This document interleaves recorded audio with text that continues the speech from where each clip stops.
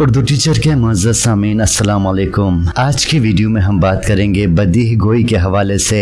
शेर गोई अल्लाह ताला की अता की हुई एक सलाहियत है। शायरी गोई की सलाहियत किसी शायर में इंतहाई ज्यादा भी हो सकती है। ऐसे शुअरा भी गुजरे हैं जो एक एक नशिस्त में सैकड़ों अशार कह जाते थे।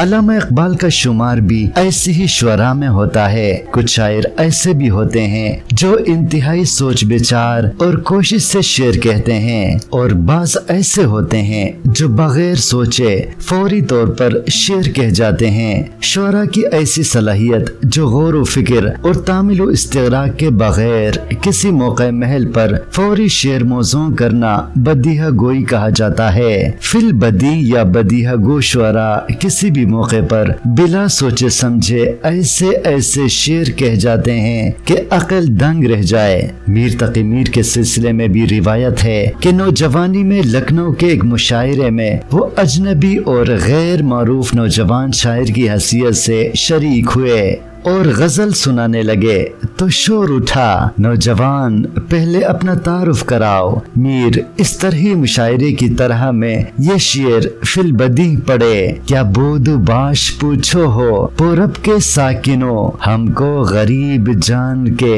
हंस हंस पुकार के। दिल्ली जो एक शहर था आलमे इंतखाब, रहते थे मुंतखिब ही जहां रोजगार के। हम रहने वाले हैं उसी उजड़े दियार के,